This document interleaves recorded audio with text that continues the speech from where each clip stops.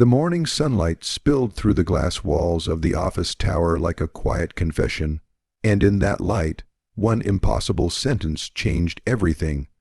A single request, whispered with desperation and pride tangled together, turned a carefully balanced life into a fragile house of cards. By noon, a single father who counted his blessings in school lunches and unpaid overtime was standing at the edge of a promise that could ruin him or remake him forever. If you believe in kindness, second chances, and the quiet miracles that ordinary people create for each other, please take a moment to like, comment, share, and subscribe to the channel Kindness Story. Your support keeps stories like this alive. Aarav had learned to measure his days in daylight. Mornings meant tying shoelaces, packing lunches, and walking his 6-year-old son Kyan to school while the city woke up around them. Afternoons meant spreadsheets, client calls, and the constant effort to appear steady when the ground beneath him still remembered the earthquake of loss. Evenings meant homework at the kitchen table, reheated dinners, and bedtime stories read twice because Kyan liked the sound of his father's voice when the world went quiet. Aarav did not believe in chaos anymore. He believed in routines because routines did not leave. At the top of those routines stood his job at Solara Dynamics, a fast-rising sustainability firm led by the sharpest mind he had ever worked for. Rhea was known for precision, composure, and an almost intimidating calm. She wore success like tailored linen, clean and effortless, and she never raised her voice. To Aarav, she was the person who approved his leave when Kyan had a fever, who paid salaries on time even when investors hesitated, and who had quietly promoted him without fanfare because she believed in his work. Respect for him had always been a quiet thing. That respect cracked the moment Rhea asked him to close the door. It was still morning, still bright, still ordinary. She stood by the window, the city below them humming, and for the first time since he had known her, Rhea looked uncertain. The request that followed was not wrapped in drama or tears. It was delivered with the same calm voice she used in board meetings, which somehow made it heavier. She needed a husband on paper and in public for 1 year. Investors, family trusts, and a fragile merger demanded stability, tradition, and appearances she had never cared to perform. She trusted Aarav because he was reliable, discreet, and kind. She trusted him because he had nothing to gain. Aarav felt the room tilt. He thought of Kyan, of school corridors filled with questions, of neighbors who watched everything, of a life that had finally found its rhythm. He thought of the word pretend and how heavy it sounded when weighed against a child's sense of safety. He did not think of romance. He thought of survival. They agreed on rules that lived like thin walls between them. The arrangement would be public, respectful, and temporary. No lies beyond what was necessary. No disruption to Kyan's sense of home. The city would see a marriage. The truth would remain private. It was supposed to be simple. It never is. The first weeks were an exercise in choreography. Daytime appearances, handshakes that lingered half a second longer than comfort, shared smiles timed for cameras. Rhea learned Kyan's favorite dinosaur, and Aarav learned which charities her family funded. Their lives brushed against each other without touching, like trains passing on parallel tracks.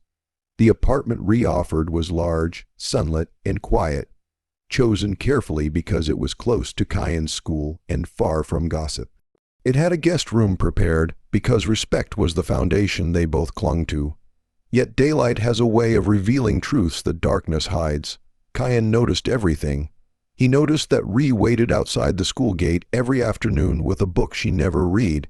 He noticed that she listened to his stories with the seriousness of a scientist observing a rare phenomenon. He noticed that she learned how to cut apples the way his father did so the slices would not brown too fast. Children sense sincerity the way adults sense danger. The day the guest room flooded from a burst pipe, the rules shifted. It was still daytime when the maintenance crew left, apologetic and loud, promising repairs by morning. The apartment smelled of wet plaster and inconvenience. There was one bed left untouched by water, one space left dry and warm. Aarav stood in the doorway, calculating risks the way he always did, and felt the old fear of instability rise in his chest. Rhea, practical and composed, suggested they sleep like civilized adults and keep the lights on if it helped. The sentence hovered between them, awkward and human, stripping the arrangement down to its core. They shared the bed with a gulf of careful distance, both awake longer than they admitted, listening to the city breathe through open windows. Nothing happened, and yet something did. The simple awareness of another life nearby, the trust implicit in vulnerability, softened the sharp edges of pretense. Morning arrived with sunlight and the quiet realization that lines had been redrawn. As weeks turned into months, the story they told the world began to tell itself to them. Rhea found herself learning the choreography of school mornings, the unglamorous heroism of tying shoelaces and soothing fears before a spelling test. Aarav found himself seeing Rhea outside the armor of leadership, watching her laugh at Kyan's jokes and concentrate fiercely over burned toast as if it were a negotiation. Daytime became their witness, filling rooms with light as they learned each other's silences. Challenges arrived like weather. A board member questioned Aarav's background, implying opportunism where there was none. Rhea defended him with a quiet ferocity that surprised even herself. Kyan's teacher called about a classmate's cruelty, and Rhea sat beside Aarav in the school office, her presence steady and unassuming, offering solutions without taking over. At a family luncheon, Rhea's aunt tested the marriage with invasive questions, and Aarav answered with honesty that did not betray the truth, grounding their story in respect rather than spectacle. Still, fear lingered. Aarav feared what would happen when the year ended and Kyan had to unlearn a bond that had grown without permission. Rhea feared that in building a performance, she had stumbled into something real, something she had never planned for and did not know how to keep. They both feared the moment daylight would expose the fault lines. The turning point came on an ordinary afternoon when Kyan fell ill at school. Aarav was stuck across town in a meeting he could not leave. Rhea went without hesitation. She sat in the nurse's office, held a small hand, and told stories about the sun and how it keeps shining even when clouds pretend to own the sky. When Aarav arrived, breathless and apologetic, he found his son asleep against Rhea's shoulder, trusting and safe. Gratitude swelled into something else, something that did not fit into contracts or timelines. From that day, the pretending thinned. They still respected the boundaries, but affection slipped in through the cracks. Shared lunches turned into conversations about childhoods and losses.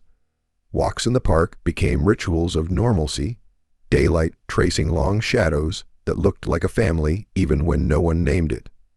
The city continued to watch, but the watching mattered less. As the year neared its end, the pressure returned sharper this time. Investors were satisfied, the merger secure, the arrangement had done its job, freedom waited on the other side, clean and uncomplicated. Aarav prepared himself for goodbye, rehearsing gratitude and restraint. Rhea prepared herself for solitude, telling herself she had always thrived alone. The final public event arrived on a clear afternoon, the kind of day that makes endings feel possible. Applause filled a glass atrium as speeches celebrated stability and vision. Aarav watched Rhea from across the room, the woman who had trusted him with her reputation and her home, the woman who had become part of his son's daylight. He realized that the fear he had carried was not of losing safety, but of losing connection. When the crowd thinned, truth rose quietly, not in declarations or grand gestures, but in the simple admission that pretending had taught them what honesty looked like. They spoke of Kyan first, because love had taught them where priorities live. They spoke of choice, because the year had given them that gift. The decision that followed was not an escape from the contract, but a fulfillment of everything it had revealed. Before the story closes, Please take a moment to comment and share your thoughts below. Your words mean more than you know. The next morning looked like every other morning, and nothing like the ones before. Sunlight poured into the kitchen as Kyan ate cereal and planned his day. Aarav packed lunches with a lighter heart. Rhea adjusted her schedule to walk to school with them, not because anyone was watching, but because she wanted to. The world did not change in fireworks or headlines. It changed in the way they moved through it together, grounded and present, no longer performing stability but living it. If this story touched your heart, if it reminded you that kindness can grow into courage and second chances can become first homes, please like, share, and engage with this video. Your support keeps these gentle, human stories alive, and it tells the world that love built in daylight is worth believing in.